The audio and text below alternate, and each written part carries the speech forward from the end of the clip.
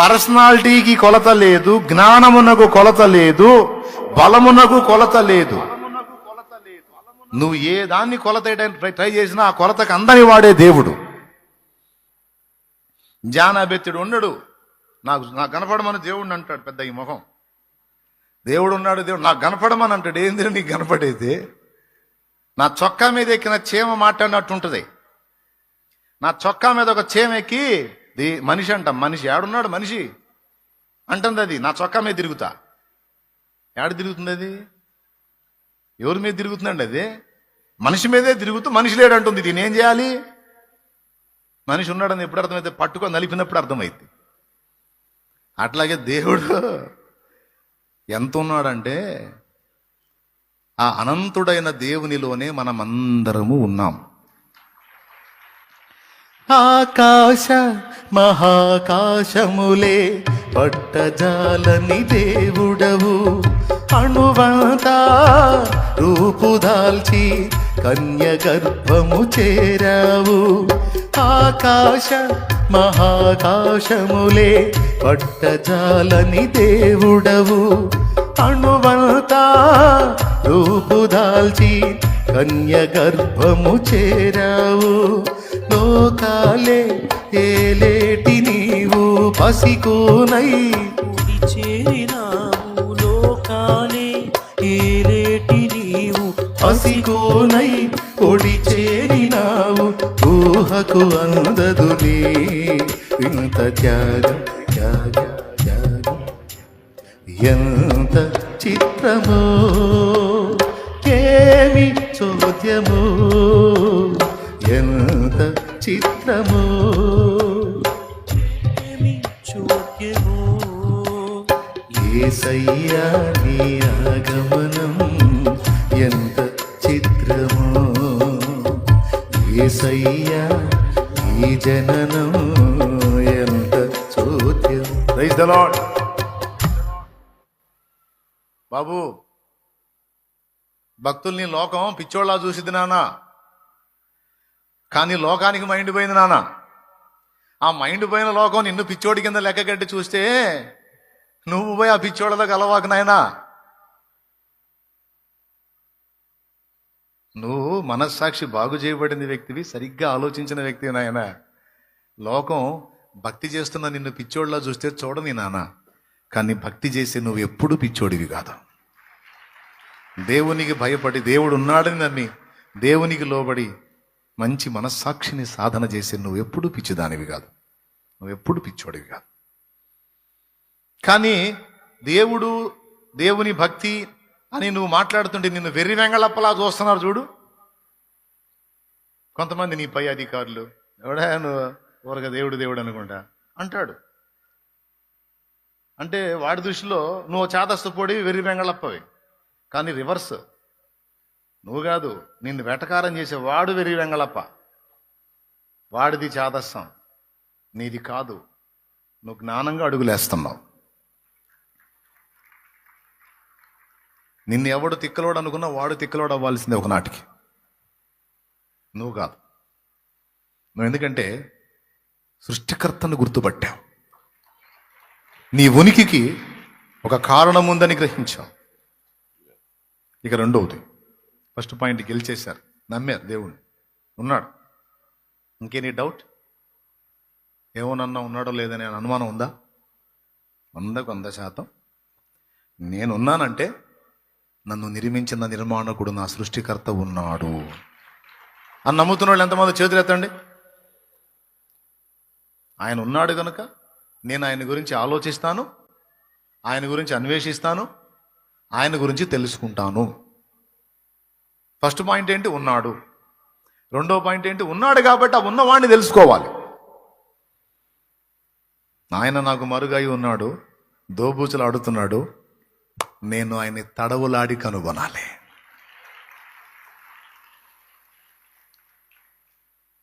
నేను అంటాడు ఉంటే నాకు చూపించి అంటాడు. ఇల్లు కట్టింది మేస్త్రి ఇంట్లో ఉండాలని రూల్ అయింది.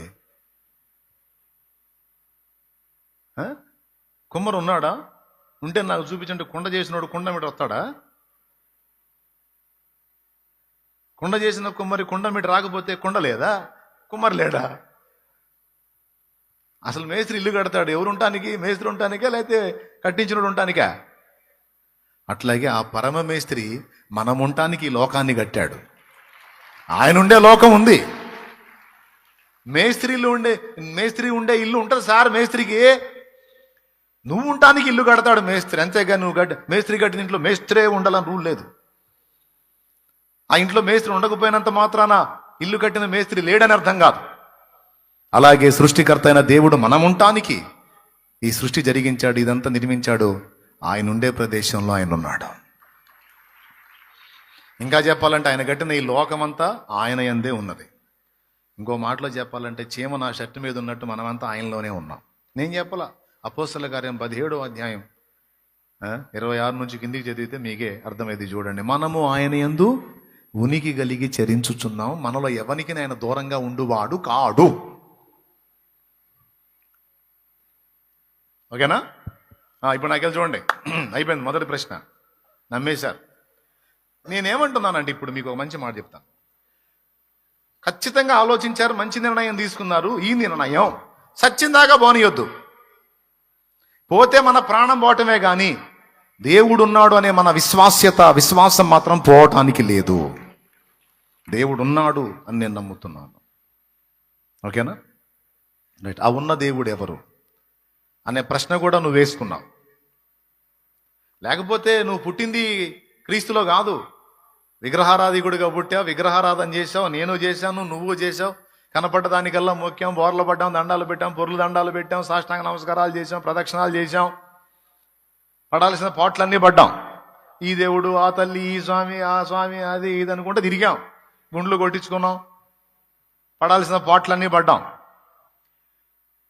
కానీ తిరిగి తిరిగి తిరిగి తిరిగి తిరిగి చిత్రంగా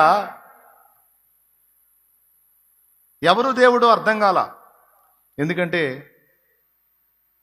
కుప్పలు కుప్పలు ఉన్నారు.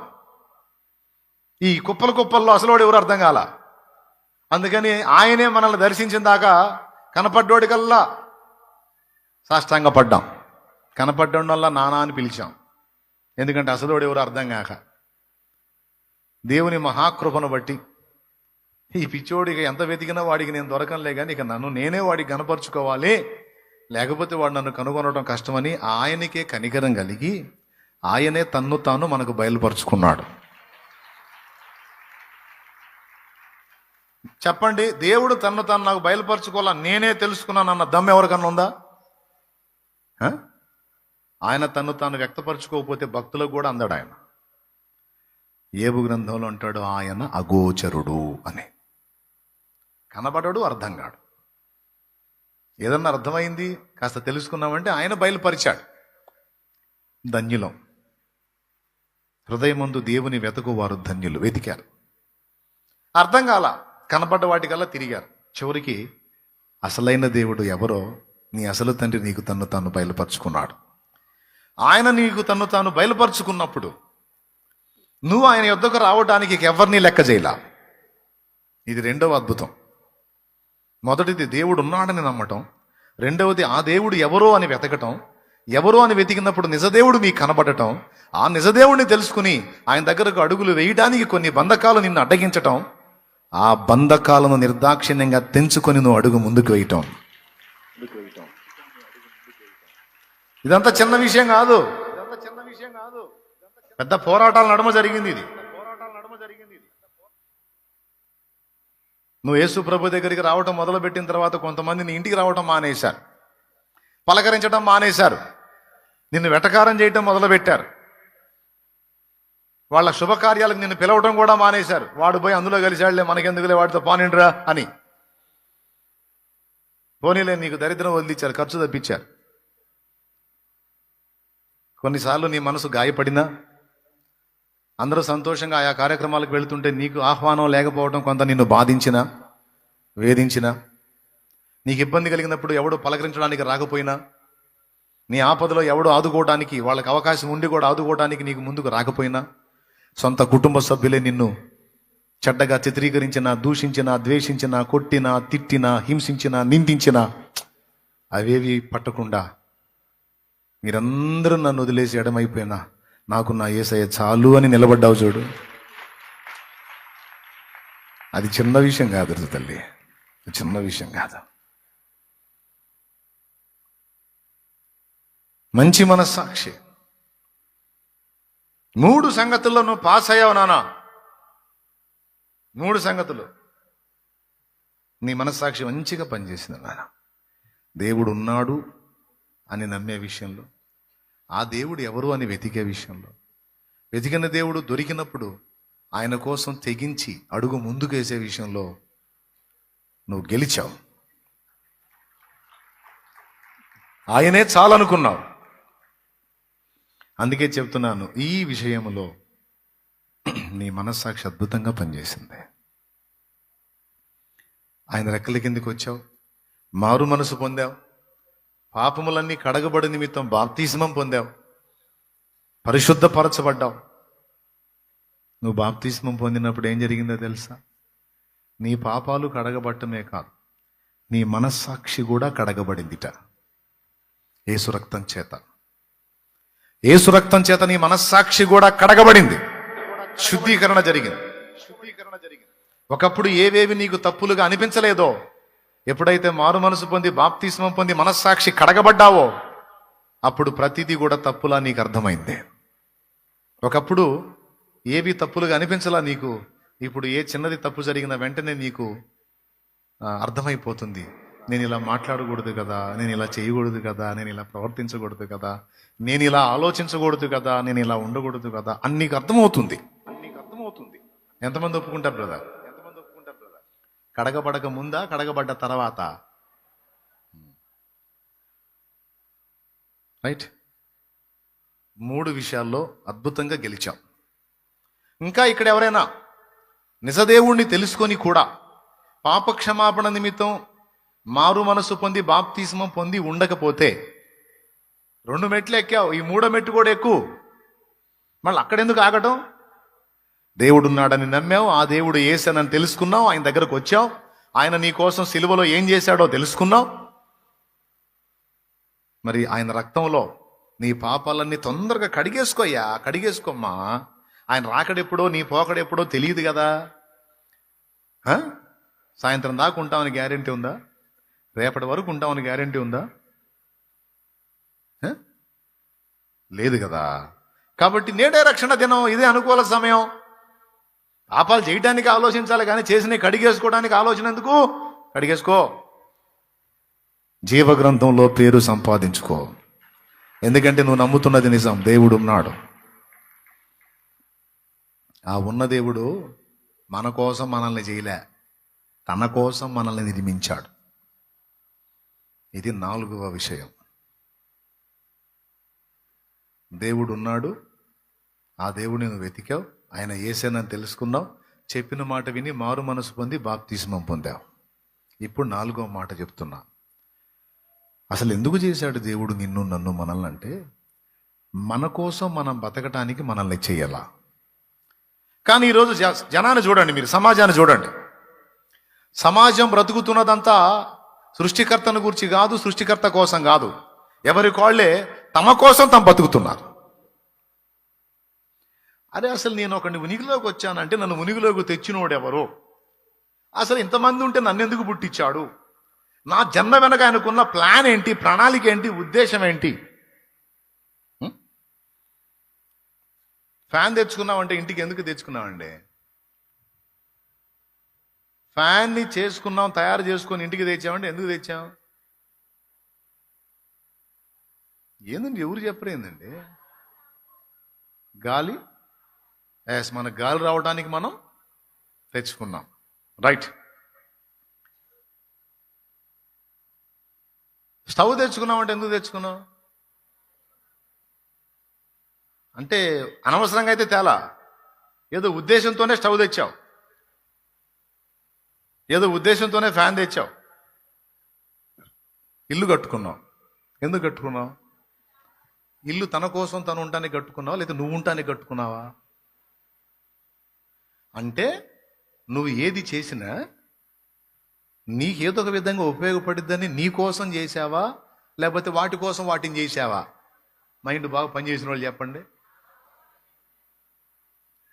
ఆఖరి కూటానికి వచ్చినా నా కోసం వచ్చావా, నీ కోసం వచ్చావా? అంటే తమరు ఏది చేసినా ఇతరుల ప్రయోజనం అయితే ఏమి ఉండదు, అంతా మన వ్యవహారమే. ఆ న్యాయమేలే. కష్టపడి మరి సంపాదించి డబ్బులు పెట్టి ఫ్యాన్ తెచ్చినా, టీవీ తెచ్చినా, ఇల్లు కట్టినా, ఏమయ్యా వాషింగ్ మిషన్ తెచ్చినా, స్టవ్ తెచ్చినా, బైక్ తెచ్చినా, సైకిల్ తెచ్చినా, కారు తెచ్చినా, ఇవన్నీ ఎందుకయ్యా? నీకోసం. Okay, right. ఇంత సృష్టి చేసి ఇందులో మనుషుల్ని పెట్టి ఇంత కథ నడుపుతున్నాడు దేవుడు ఎవరి కోసం? తమ్ముడా, చదువుకున్న తమ్ముడా, ఎవరి కోసం నాన్న? నీకోసమా ఆయన కోసమా? మరి ఈ లాజిక్ ఎందుకు మిస్ అయ్యారు మనోళ్ళు? ఆఖరికి దేవుడి దగ్గరికి వచ్చి కూడా దేవుడిని కాకాపడుతుంది ఎవరి కోసమో తెలుసా? మన కోసమే. ఇది ఒరిజినల్. దేవుణ్ణి దువ్వుతుంది ఎవరి కోసమో తెలుసా? దేవుడికి భజన చేస్తుంది ఎవరి కోసమో తెలుసా? నేను నీకెందుకు, నీకు భజన బాగా చేస్తా, నన్ను నువ్వు కనిపెట్టు. అది ఏంది? మనకు తినటానికి ఉండటానికి ఏ తక్కువ చేయొద్దు. నీకు ఎంత భజన కావాలి నీకు నన్ను అడుగు, నేను చేస్తావు. ఆఖరికి చేసే భజన వెనక కూడా మన స్వార్థం, మన ప్రయోజనం. ఎప్పుడన్నా మనం దేవుని ముందు కూర్చొని, దేవా అసలు నువ్వు నన్ను ఎందుకు చేశావు దేవా? నేను నీ కొరకు ఏం చేయాలి తండ్రి? నువ్వు చెప్పు తండ్రి, నీ కోరిక తీరుస్తాను. నువ్వు చెప్పు తండ్రి, నువ్వు చెప్పింది చేస్తాను అని ఎప్పుడన్నా అడిగా? మోకరించిన దగ్గర నుంచి, దానికేమో ప్రార్థన పేరు, మోకరించిన దగ్గర నుంచి, తండ్రి నా కోరిక తీర్చవా, నా ఆశ తీర్చవా, నాకు అట్లా చేయవా, నాకు ఇట్లా చేయవా, నాకు అది ఇవ్వా, నాకు ఇది ఇవ్వా, నాకు అలా చేయి, ఇలా చేయి, నా కోరిక తీర్చు, నేను అనుకున్నా జరిగించు అని ఏ పొద్దు కూడా నాకు నాకు నాకు నాకు చేయనే తప్ప, నేను నీ కొరకు ఏం చేయాలని నన్ను నిర్మించావు నాయన?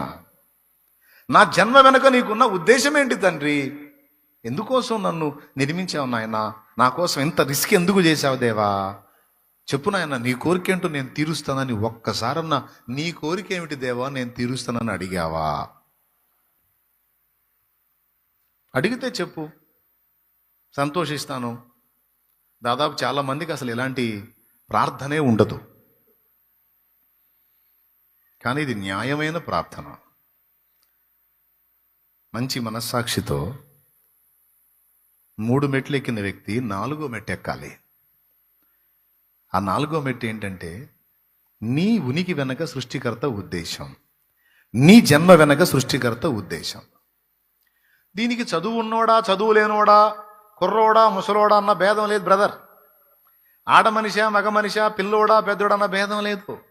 కొంతమందికి బాల్య దినముల్లోనే ఈ స్పృహ ఉంటుంది, కొంతమందికి తల మొత్తం తెల్లగా అయినా సిగ్గురాదు.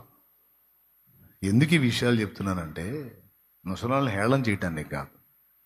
వృద్ధాప్యం వచ్చినా కూడా సృష్టికర్త యొక్క ఉద్దేశము, చిత్తమును తెలుసుకోకుండా బ్రతకటం అనేది మంచి మనస్సాక్షి లక్షణం కాదు. చిన్న ప్రాయములోనే సృష్టికర్త యొక్క ఉద్దేశాన్ని, సత్యాన్ని తెలుసుకొని దాన్ని నెరవేర్చడానికి అడుగులు వేసినటువంటి వాళ్ళు మంచి మనస్సాక్షిని సాధన చేసినటువంటి వాళ్ళు. ఓకేనా? 4వ పాయింట్లో ఆగాము ఇప్పుడు మనం. మొదటి పాయింట్ ఏమిటి? ఉన్నాడా లేడా? మంచి మనస్సాక్షి ఏం చెప్పింది? ఉన్నాడని చెప్పింది. చెడిన మనస్సాక్షి ఏం చెప్పింది? లేడన్నోడు అటు తిరుగుతున్నారు, ఉన్నాడన్నోడు వెతుకుతున్నాడు. ఉన్నాడు. రెండవది, ఉన్నవాడెవరు? వెతకాలి. 3వది, దొరికాడు. వెతకుడి మీకు దొరుకును. దొరికాడు. ఆయన నిజదేవుడు యేసయ్య. ఎందుకు ఆయన? ఎందుకంటే సృష్టికర్త ఆయన, ఏ పాపము లేని పరిశుద్ధుడు, పాపులందరి రక్షణ కొరకు ప్రాణం పెట్టి తిరిగి లేచిన వాడు. ఆయన యందు విశ్వాసం ఉంచి ఆయన రక్తంలో పాపాలు గడుక్కున్నాడు, నిత్య జీవం చేరతాడు, నిత్య నరకాగ్ని తప్పించుకుంటాడు. అలా నరకం తప్పించి నిత్య జీవం ఇవ్వడానికి మన కోసం భూమి మీదకి వచ్చినటువంటి అసలు స్థితులైన సృష్టికర్త ప్రభువే. ఈ విధంగా మన పాపాలు మోసి మన కోసం ప్రాణత్యాగం చేసి మన భారాన్ని తొలగించే దేవత గాని, దేవుడు గాని, తల్లి గాని, తండ్రి గాని, స్వామి గాని, అయ్య గాని, అమ్మ గాని ఎవరు లేరు. ఉంటే చెప్పొచ్చు, తప్పులేదు. కానీ ఎవరు లేరు కాబట్టే నేను గతంలో మొక్కిన వాటన్నిటినీ పక్కన పెట్టి, ఎవరైతే నన్ను ప్రేమించి నాకై ప్రాణం పెట్టి తిరిగి లేచాడో అతడే నా సృష్టికర్త. ఎందుకంటే కన్నోడికి బాధ్యత ఉంటుంది, కన్నోడికి భారం ఉంటుంది, కానీ బయటోడికి ఏముంటుంది? కాబట్టి అంతలో మహిమను కూడా వదిలిపెట్టి భూమి మీదికి దిగొచ్చాడంటే ఆయన కదా నా తండ్రి. అయ్య కాబట్టిగా అంత జోక్యం చేసుకున్నాడు. అయ్య కాబట్టిగా మహిమను కూడా వదిలిపెట్టి, కిరీటాన్ని వదిలిపెట్టి, కెరూబులు, శరాపులు, దూతలు, మహాదూతల మహిమను వదిలిపెట్టి, మట్టి పురుగుగా భూమి మీద పుట్టి, బీదవాడై బ్రతికి, తనకంటూ ఏమీ లేని స్థితిలో ఉండి, నన్ను ప్రేమించి నా కోసం అరికాళ్ళ నుంచి నడినెత్తి వరకు శరం మొదలుకొని ఆ సిరిపాదం వరకు సర్వ శరీరం తూట్లు తూట్లు తూట్లు తూట్లు గాయాలమయమై రక్తాలు గార్చి, చేతుల్లో శీలలు, కాళ్లలో శీలలు, ప్రక్కడొక్కల్లో బల్లెపు పోటు, తలకు ముళ్ళు, నోటి వెంట రక్తం, ముక్కుల వెంట రక్తం, చెవుల వెంట రక్తం, కన్నుల వెంట రక్తం, కాళ్లలో రక్తం, చేతుల్లో రక్తం, దేహమంతా రక్తం, నెత్తుటి ముద్దగా వ్రేలాడి పడరాని బాధల నా కోసం పడిన పడితాడు కదా నా తండ్రి.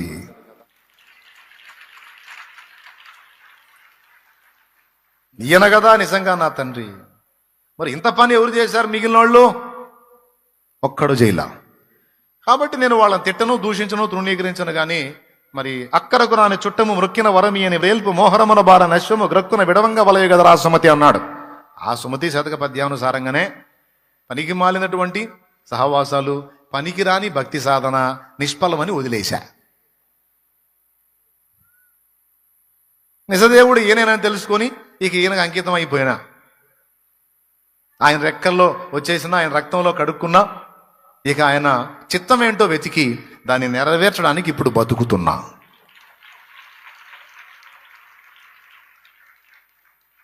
అయిపోయిందా? ఇప్పుడు మీ ఆలోచన ఏంటో కూడా మీరు పరిశీలించుకోండి. సమస్యలు, బాధలు, ఇరుకులు, ఇబ్బందులు, కష్టాలు, కన్నీళ్లు, అప్పులు, తిప్పలు, రోగాలు, బాధ్యతలు, సమస్యలు, కేసులు, మస్తు సమస్యలు ఉన్నాయి మీకు తెలుసు, నాకు. కానీ ఒక్కటి గుర్తుపెట్టుకో, నిన్ను ప్రేమించి నీకై ప్రాణం పెట్టిన సృష్టికర్త నువ్వు తెలుసుకున్నావు. అసలైనోడి దగ్గరికి నువ్వు వచ్చావు. ఆయన దగ్గరికి రాక మునుపు నువ్వు భయపడు, బాధపడు, దిగులు పడు, విచారపడు, కంగారపడు, ఎక్సెట్రా. కానీ ఆయన దగ్గరకు వచ్చిన తర్వాత వాటికి ఇక స్థానం లేదు. ఎందుకంటే నిన్ను ప్రేమించి నీ కోసం అంత త్యాగం చేసినోడు 3 రోజులు నీ బతుకు కావలసిన ఈ పరిష్కారాలు చూపలేడా? ఈ అవసరాలు తీర్చలేడా? ఒక్కసారి చెప్పునా, సామాన్యమైన బాధపడ్డా మన కోసం? చెప్పండి ఒకసారి. ఎంత గాయాలు? ఎవరి కోసం? మన కోసమే కదా. చిత్రవద అనుభవించింది, ఉమ్ములో, కొరడా దెబ్బలో, అరచేతుల దెబ్బలు, పిడిగుద్దులు. అసలు ఎవరు ఆయన? దేవుడు. ఎవరి కోసం? చెప్పు. నా కోసం అని చెప్పు. అనో, నా కోసం అనో. నీ కోసం కేవలం నిన్ను ప్రేమించి. మళ్ళీ నువ్వు మంచోడు అని కాదు, నువ్వు పాపివే, అయినా సరే నీ కోసం తిన్నాడు. ఎందుకు తెలుసా? నేను ఇంత బాధపడ్డానని నా బిడ్డకు అర్థమైతే నా బిడ్డ మారుతాడు, ఆ చెడు తను వదిలేస్తాడు, వాడు మంచి మనిషి అవుతాడు. మంచి మనిషి అయితే వాళ్ళ జీవితాలు వెలిగించబడతాయి. తెలియక తేడా పడుతున్నారు, తెలిస్తే మారుతారన్న ఆశతో చేశాడు. ఇంత చేసిన వాడు నీకు దూరం అవుతాడా? నేను వదిలిపెడతాడా? జానడు పొట్ట నీకు ఇచ్చినోడు దానికి అంత అన్నం పెట్టడు? చెప్పవయ్యా, మరి ఎందుకయ్యా కంగారు పడతావు? కదయ్యా, ఇంత దేహాన్ని ఇచ్చినోడు దేహపు సిగ్గు కప్పుకోనానా అన్నోడు వస్త్రం వీడు? ప్రాణం ఇచ్చినోడు వస్త్రం వీడా? నోరు తెరవండి, మీకు దండం పెడతాను. ప్రాణం ఇచ్చినోడు ఆహారం ఈడా? ప్రాణం ఇచ్చినోడు అప్పు తీర్చడా? ప్రాణం ఇచ్చినోడు జాబ్ ఇవ్వడా? ప్రాణం ఇచ్చినోడు బిడ్డనివ్వడా?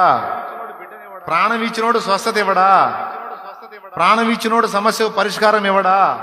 నీ సమస్య ఎక్కువ, ప్రాణం ఎక్కువ. దాన్నే ఇచ్చేశాడే నీకోసం.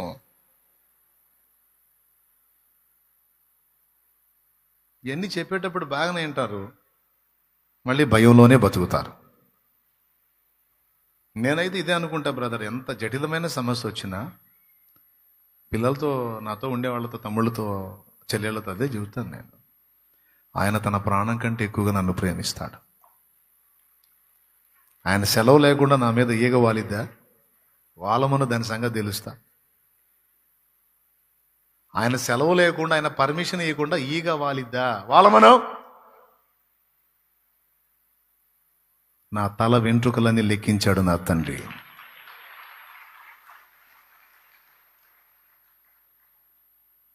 తగాదల్లో బాగా ముదిరినప్పుడు ఎదుటోడు ఏదన్నా అంటే నీ అంతు తేలుస్తాను అంటే, ఏందిరా నువ్వు చేసేదని తర్వాత ఏదో వాడతారు కదా. ఏందండి మనసులో అనుకోండి, ఏందిరా నువ్వు చేసేది, వద్దులే బయటికి అన్నది బాగుంటుందా అంటే, అంత తేలిక నీకు ఇదంటే, జుట్టు అంటే కదా.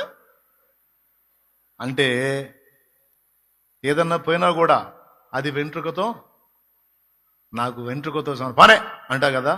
అంటే ఏంటి? ఇది నీకు విలువ లేదు, చాలా తేలిక. కానీ నువ్వు విలువ లేనిదిగా, చాలా తేలికగా భావించిన దాన్ని కూడా ఆయన ఎంత సీరియస్గా తీసుకున్నాడంటే, అవి నీ తల మీద ఉన్న వెంట్రుకలన్నీ లెక్కింపబడి ఉన్నవి అన్నాడు. చిన్న మాట అది.